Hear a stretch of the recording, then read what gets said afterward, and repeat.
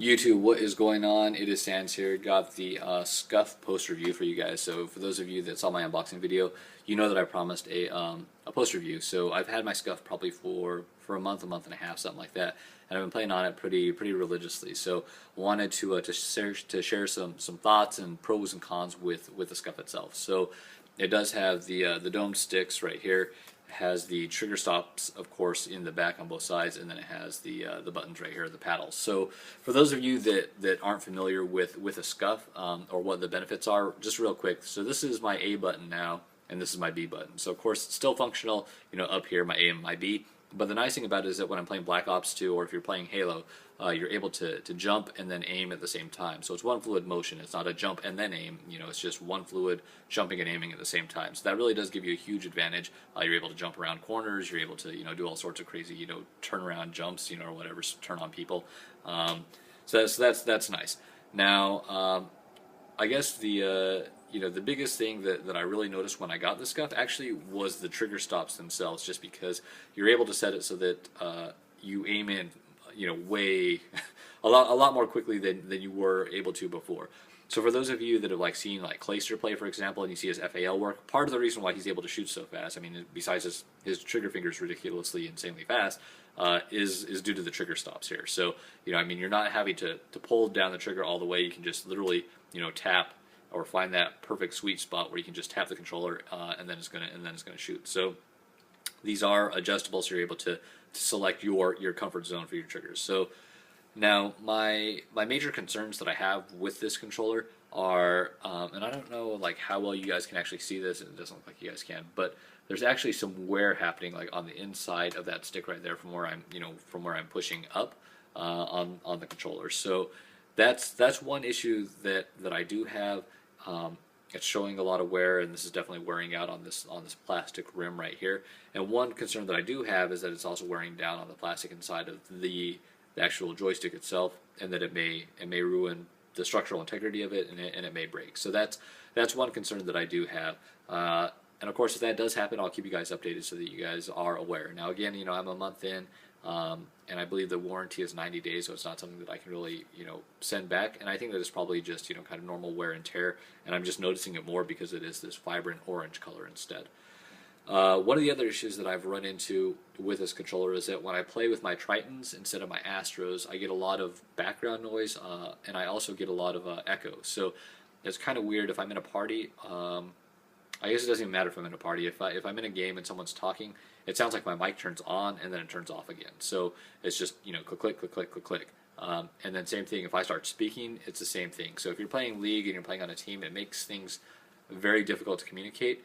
And now I don't necessarily blame the Scuf, because part of the issue I think is that I mean, when I play with my Astros, I have no issue whatsoever. So I think that it may be the cable with the Tritons. So what I'm getting at is that if you guys have the Tritons, make sure that you're aware of that, because that may be something that you run into. Now, it may just be a simple thing like you need to upgrade the cable, the microphone connector cable, so that it's gold plated instead. And I haven't tried that. It doesn't make that big of a deal. I'll just play on my Astros anyways. So that's just something that I thought that I would share.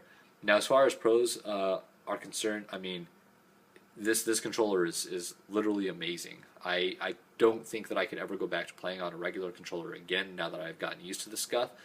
The transition time for me to actually be comfortable with the Scuf was probably about a week to 2 weeks for me.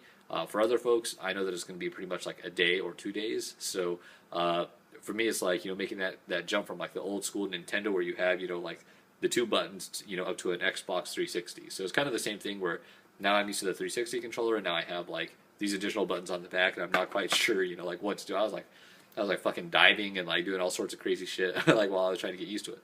But the nice thing about it is when you're doing your jump shots, you're able to, of course, like literally jump and turn around corners. So that gives you a huge advantage if you happen to know someone's there or if you suspect somebody's there. So the other thing is that if you're, a serious gamer, competitive gamer playing MLG, doing any of those things, this controller is literally amazing.